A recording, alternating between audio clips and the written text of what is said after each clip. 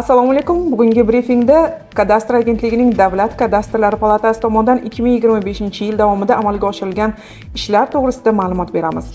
Bugungi kunda respublikamizning jami 44,9 million gektar yer maydonidan 42,6 million gektar, ya'ni 94,8% UZCAD tizimida elektron xaritasi yaratilib, 41,8 million gektar, 2,3 milliontasi yerdan foydalanuvchilar kesimida kadastr yig'ma-jildlari shakllantirilgan holda davlat ro'yxatdan o'tkazilgan.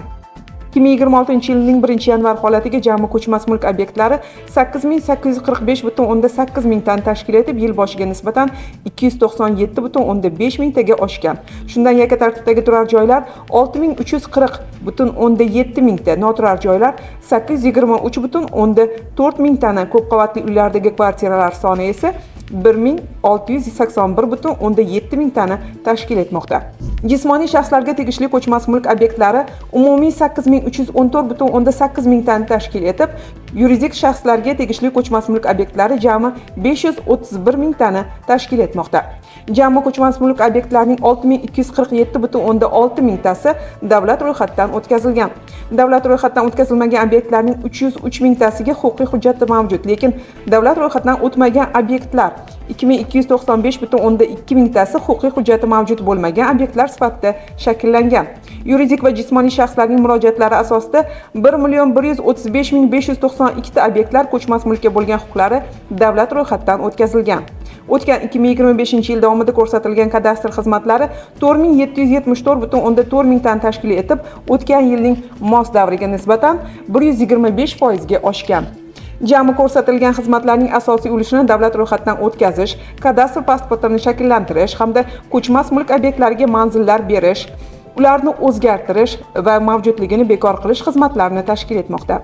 Geografik obyektlarning nomlarini davlat ekspertizasidan o'tkazish uchun kelib tushgan 105,182 ta nomlardan o'tkazilgan davlat ekspertiza natijasida 88,901 ta nom qonun hujjatlari talablariga muvofiq deb topildi. 16,281 ta nom esa qonun hujjatlari talablariga nomuvofiq deb topilib, qayta ko'rib chiqish uchun hududiy komissiyalarga qaytarilgan. O'zbekiston Respublikasining 937-sonli qonuni bo'yicha amalga oshirilgan xatlov natijalari quyidagilardan iborat.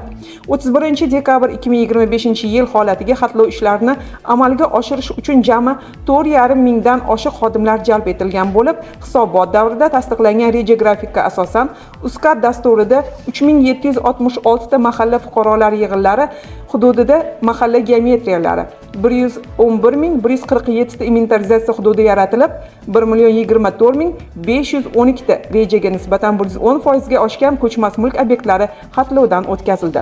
Shuningdek, 123,755 ta obyektlarga kirish imkoni bo'lmaganligi sababli xatlov ishlari amalga oshirilmagan. UZCAD tizimida 791,556 ta ko'chmas mulk obyekti migratsiya qilinib, 726,442 ta obyekt faol obyektga o'tkazildi. Xatlov o'tkazilgan 419,487 ta ko'chmas mulk obyektlarining o'zboshimcha egallab olingan yer maydonlari mavjud bo'lganligi sababli e'tirof tizimi orqali vakolatli tashkilotlar tomonidan ko'rib chiqish uchun muhokama jarayoniga yuborilgan. Shundan respublika bo'yicha 36,417 ta ko'chmas mulk obyektlari o'zboshimchalik bilan egallab olingan yer uchastkalariga hamda ularda qurilgan binolar va inshootlarga bo'lgan huquqlarni e'tirof etish to'g'risidagi viloyat kengashlarining qarorlari qabul qilinib, ularning ko'chmas mulkka bo'lgan huquqlari e'tirof etildi. Davlat kadastrlari palatasiga jami 80,5 mingta murojaatlar kelib tushgan bo'lib, ushbu hujjatlar belgilangan tartibda ijrosi to'liq ta'minlandi. Shuningdek, markaziy apparat rahbariyati hamda hududiy boshqarma boshliqlari ishtirokida hududlarda jami 218 marotaba sayyor qabullar tashkil etildi. Sayyor qabullar davomida kelib tushgan murojaatlar belgilangan tartibda ko'rib chiqilib, tegishli choralar ko'rilgan holda hal etildi.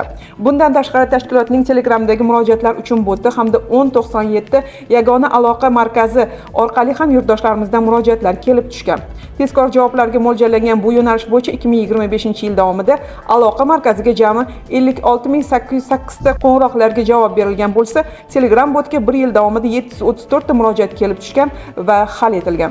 Sizlarga yetkazmoqchi bo'lgan xabarlarimiz ana shulardan iborat edi. Kelgusida ko'rishguncha salomat bo'ling.